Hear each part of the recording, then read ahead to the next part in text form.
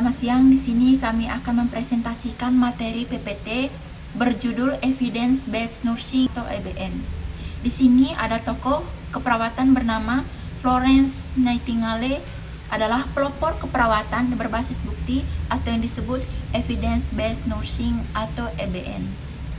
Perawat ini berasal dari Inggris yang dikenal sebagai wanita dengan lampu yang merevolusi keperawatan selama Perang Crimea. Nightingale mengumpulkan dan menganalisis data tentang penyebab penyakit dan tingkat kematian tentara yang sedang sakit. Ia menggunakan analisa statistika yang menetapkan efektivitas intervensinya. Pendekatannya terhadap keperawatan didasarkan pada pengumpulan data, observasi, dan analisa secara kritis terhadap bukti. Dan ternyata di Indonesia penerapan evidence-based practice in nursing terdapat pada Undang-Undang Nomor 38 2014 2B.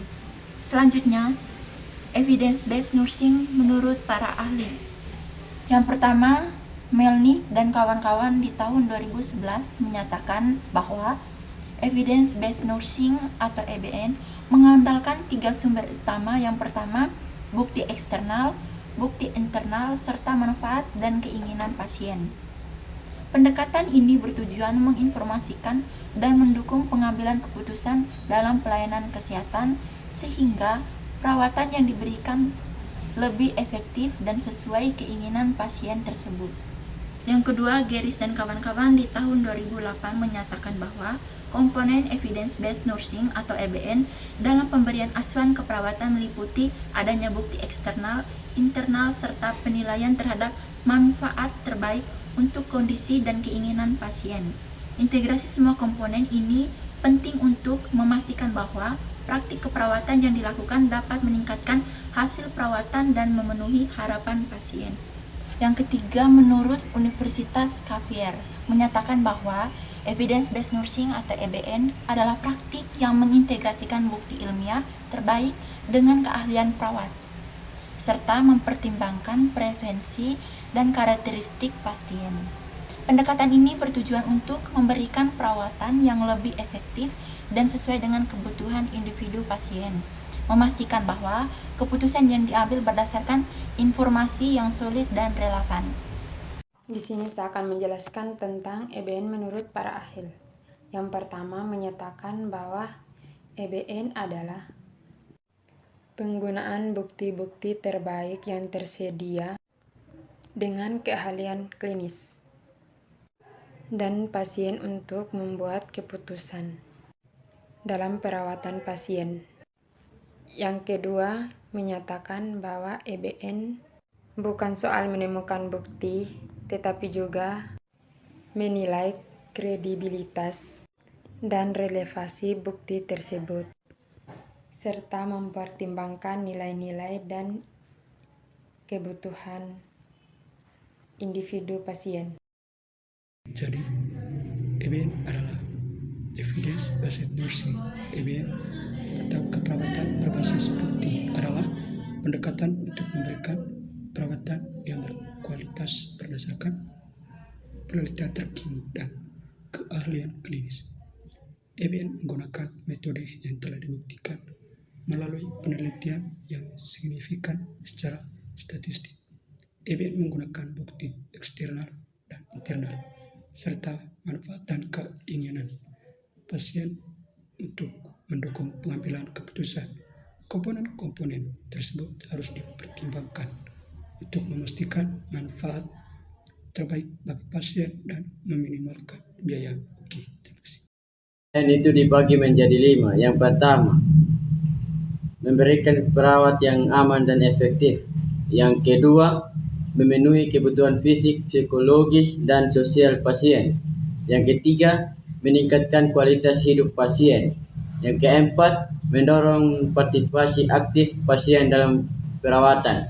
Yang kelima, mengoptimalkan pemulihan dan rehabilitasi pasien. EBN pada akhirnya bertujuan untuk memberikan layanan yang benar bermanfaat untuk relevan bagi pasien, sehingga meningkatkan kepuasan dan keseluruhan pengalaman keperawatan. Lalu ada prinsip-prinsip EBN. Yang pertama, penggunaan bukti terkini, penggabungan keterampilan klinis, menyesuaikan dengan preferensi pasien, dan evaluasi hasil. Kemudian ada proses EBN. Yang pertama, mengidentifikasi pertanyaan klinis. Yang kedua, mencari bukti terbaik. Yang ketiga, menilai kualitas bukti dengan praktik klinis dan preferensi pasien. Yang keempat ada mengevaluasi hasil implementasi. Selanjutnya adalah manfaat. Yang pertama, meningkatkan kualitas pelayanan kesehatan. Peningkatan kualitas pelayanan kesehatan yang baik dapat dicapai melalui berbagai cara. Yang pertama, meningkatkan infrastruktur. Yang kedua, meningkatkan kinerja tenaga kesehatan. Yang ketiga, memperbaiki proses pelayanan dan lain-lain. Kemudian yang kedua, mengurangi variasi dalam praktik keperawatan. Nah, yang ketiga, meningkatkan kepuasan pasien, yaitu dengan cara menyapa, mendengarkan, menjelaskan, dan menjawab pertanyaan pasien dengan baik dan benar. Kemudian yang empat, memberikan perawatan yang aman, efektif, dan berkualitas. Nah, pemberian perawatan yang aman, efektif, dan berkualitas tinggi ini dapat diwujudkan dengan berbagai cara. Yang pertama, memenuhi kebutuhan pasien. Yang kedua, memperhatikan empati pasien. Yang ketiga, memenuhi kebutuhan fisik pasien, dan lain-lain. Dan yang terakhir, membantu dalam pengambilan keputusan yang klinis yang lebih baik dan tepat. Hambatan dalam penerapan EBN yang dijelaskan oleh Nesko dan Kulum pada tahun 1998, yang pertama yaitu keterbatasan waktu, yang kedua keterbatasan akses terhadap literatur, yang ketiga kekurangannya penelitian terkait usaha untuk mencari informasi dan keterampilan dalam mengkritis hasil penelitian. Yang keempat, ideologi yang menekankan praktek dibandingkan dengan pengetahuan intelektual. Yang kelima, lingkaran kerja yang tidak mendukung dalam usaha mencari informasi hasil penelitian. Kemudian, hal yang dapat meningkatkan EBN. Yang pertama yaitu meningkatkan akses terhadap hasil-hasil penelitian. Yang kedua, mengajarkan keterampilan untuk mengkritis hasil panel. Ketiga, mengadakan konferensi terkait penggunaan hasil-hasil penelitian. Yang keempat, membuat jurnal yang memuat hasil penelitian. Beberapa contoh EBN. 1. Penggunaan oksigen untuk mengatasi hipoksia dan kegagalan organ pada pasien PPOK. 2. Penata laksanaan angina. 3. Protokol mengenai kelelahan alarm. 4. Pengenalan pengaruh anggota keluarga terhadap presentasi gejala pasien. Nomor 5. Pengukuran tekanan darah non-invasif pada anak-anak. 6. Kebersihan tangan untuk mencegah infeksi yang didapat di rumah sakit. 7. Pencegahan jatuh dengan menggunakan alat berbasis bukti seperti skala jatuh. 8. Pencegahan luka tekan dengan membaikkan pasien secara teratur, menggunakan alat pelepas tekanan dan menjaga integritas kulit. 9. Manajemen nyeri dengan mengidentifikasi nyeri pasien dan mengelola secara efektif. Contoh kasusnya yaitu seorang pasien 65 tahun datang dengan riwayat penyakit jantung, datang ke rumah sakit dengan gejala nyeri dada, kelelahan, dan sesak nafas. Pasien tersebut didiagnosa dengan infark miokard akut atau IMA dan dirawat di unit jantung. Berdasarkan bukti ilmiah, staf perawat menerapkan intervensi berikut ini. Yang pertama, yang dilakukan staf perawat yaitu monitor EKG secara teratur untuk mendeteksi aritmia atau komplikasi jantung lainnya. Yang kedua, monitor tekanan darah, nadi, dan suhu pasien secara teratur untuk menunjukkan perbaikan atau penurunan kondisi pasien. Yang ketiga, berikan analgesik seperti morfin untuk mengurangi nyeri dan kecemasan pasien. Yang keempat, berikan oksigen terbuka untuk meningkatkan saturasi oksigen pasien. Yang kelima, monitor kadar kreatin kinase atau CK dan troponin darah untuk menilai kerusakan jantung pasien. Yang keenam, berikan terapi trombosis intravaskular seperti heparin atau warfarin untuk mencegah pengumpulan darah lebih lanjut. Yang terakhir, edukasi pasien tentang pentingnya mengikuti diet secara teratur dan menghindari faktor risiko penyakit jantung seperti merokok dan konsumsi alkohol berlebihan.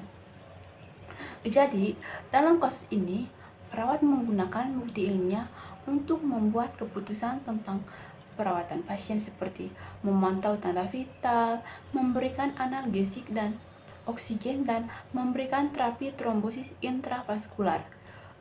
Mereka juga mengedukasi pasien tentang pentingnya mengikuti diet sehat dan berolahraga secara teratur untuk mencegah penyakit jantung di masa depan dengan menerapkan intervensi berbasis bukti. Untuk selanjutnya, dalam kasus ini, staf perawat menggunakan bukti ilmiah untuk membuat keputusan tentang perawatan pasien. Misalnya, memantau tanda-tanda vital yang meliputi suhu tubuh, denyut nadi, laju pernapasan, dan juga tekanan darah. Selanjutnya, ada memberikan analgesik dan juga oksigen, dan memberikan terapi trombosis intravaskular.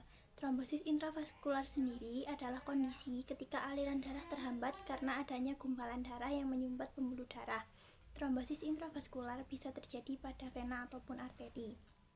Terapi untuk trombosis intravaskular ini dapat berupa terapi trombolitik, yaitu penggunaan obat-obatan untuk melarutkan bekuan darah. Obat-obatan ini dapat digunakan sebagai perawatan darurat untuk mengatasi bekuan darah di area krisis, salah satunya di area jantung. Selanjutnya, perawat juga bisa melakukan edukasi kepada pasien tentang pentingnya mengikuti diet sehat dan berolahraga secara teratur untuk mencegah risiko penyakit jantung di masa depan dengan menerapkan intervensi yang berbasis bukti. Ini ada kesimpulan, IBN adalah pendekatan yang esensial untuk meningkatkan kualitas pelayanan kesehatan dengan mengembangkan bukti ilmiah, keahlian klinis, dan kemauan pasien untuk membuat keputusan klinis. IBN perlu diterapkan untuk menghasilkan hasil perawatan yang lebih baik bagi pasien. Dalam IBN perlu memahami dan mengevaluasi berbagai jenis bukti yang tersedia. IBN memerlukan kemampuan untuk selalu memperbarui pengetahuan mereka melalui riset dan refleksi. IBN bertujuan untuk memastikan bahwa perawatan yang diberikan berdasarkan pada penelitian yang sahih dan memberikan manfaat yang maksimal bagi pasien.